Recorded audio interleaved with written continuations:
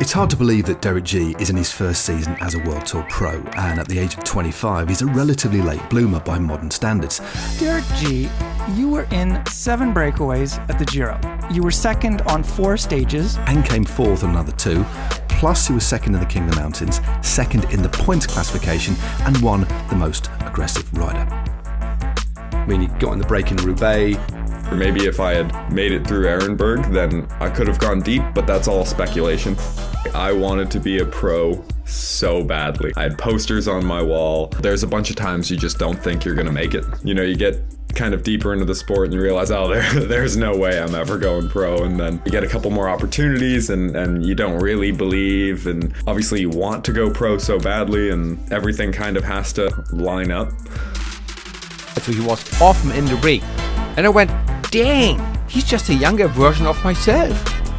He's also got a bunch of medals from his track cycling career. He's an Olympian and has been a Canadian national time trial champion as well. Is there anything this man can't do? Ultimately, you were picked up by the development team, the Israel Premier Tech development team, relatively late, I guess. I guess it was almost like a pity spot on the team. I was in contact with the performance manager of the team, and he looked at my numbers and he was like, "Well, you have really good numbers, but you don't have any race experience." Because I'd just been doing track. I was a team pursuiter for 5 years, and he's like, you know, try and find yourself a team and get some results, and we'd absolutely, you know, love to have you if you can translate this to the road. You know, like just find a lower level team and try and get some results and you know, we'll try and get you on the World Tour team if you can show that, hey, you know, you can actually perform on the road. This was 2021, all I did was nationals. I did the TT and the road race. And then at the end of 2021, he messaged me and he goes, hey, do you have a team yet? And I was like, no, I do not have a team. He's like, okay, I know you're not an under 23, but you know, we'll give you a spot on the development team. And I was like, yeah, I'll take it.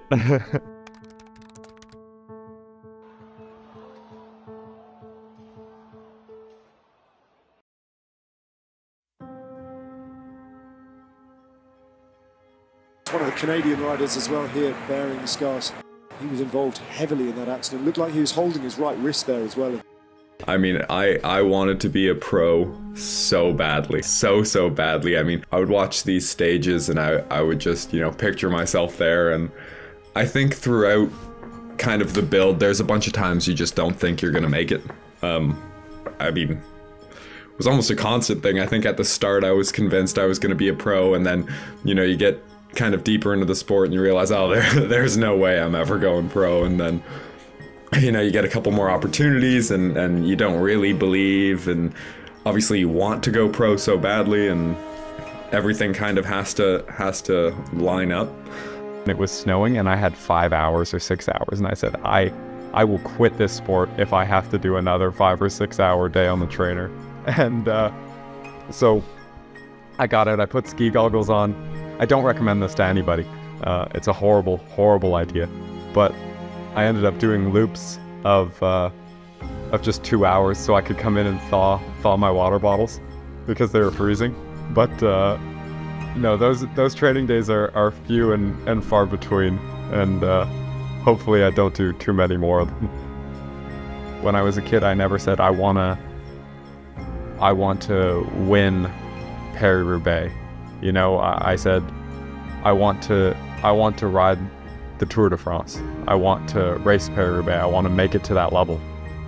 But it must have been tough dealing with all those variables that really not very often in the Tour de France do you have to deal with, or especially the Vuelta. I was rooming with Simon Clark. He comes in day one and he goes, listen here, buddy, all right? This room is going to be nothing but positivity. It's so easy in a Grand Tour, especially with the weather we have coming up, to just get super down, and the race, it will last forever. So he's like, we're going to be nothing but good vibes and positivity the entire race. And I think I remember coming in maybe stage 7 or something. I looked at him, I'm like, this race is flying by. And he goes, yeah, it's the positivity. You go into another, like other riders' rooms, they're 3 weeks in already. it was, every day felt like the last chance. Like stage 16 I thought was the last chance, stage 18 I thought was the last chance, stage 19 was the last chance, but it was kind of like, okay, I'm all in today because there's nothing to lose. You know, tomorrow's stage is no good. Tomorrow. Let's do it tomorrow. There is no tomorrow. There is no tomorrow. And then the next day it's like, well, I'm not aiming for today, but there's nothing farther down that I'm saving the legs for, so, you know, might as well try again. Because I've only done 1 week racing, and I've done 1 week racing. I mean, I'm sure you guys know the breakaway never wins. In any racing except for these Grand Tours, it seems like. If I go in the breakaway, there's maybe a 10% chance I win the bike race. But if I stay in the peloton, there's a 0% chance I win the bike race, and 10 is better than 0. So that stuck with me. I don't even know if that was you that said it, Jens, but in my memory it was. And so every day it was like, well, what am I going to do? Sit in? I'm not winning a sprint. I'm not winning from a GC group out of on the mountain stages. And like I said, it wasn't like I was saving my legs for the next stage because I'd just written off every other stage as too hard for me. So yeah, I figured it might be hard to get in the break, but if I don't get in it, I'm just going to suffer just as much in the peloton. I'm used to racing until I'm dropped. But coming into a Grand Tour, I had the hardest time wrapping my head around just sitting up well before you're even, sometimes before you're even really suffering. I remember on stage 7, it was 40 something kilometers of climbing, really shallow gradients to the finish. And I wasn't hurting at all. The peloton hadn't kicked it off. We weren't going hard.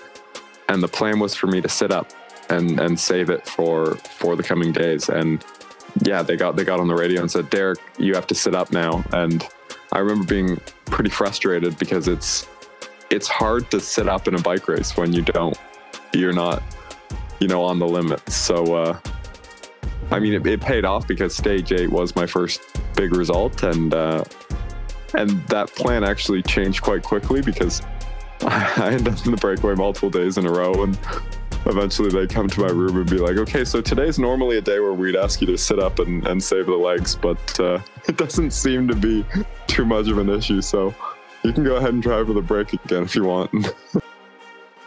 Let's go! Productive! We're on the wall! Let's go, Derek!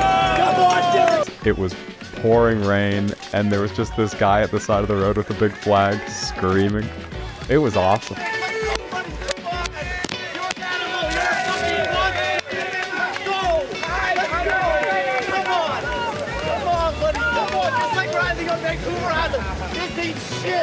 You got it, buddy. Let's go. Up. One gate to the top, then to the bottom.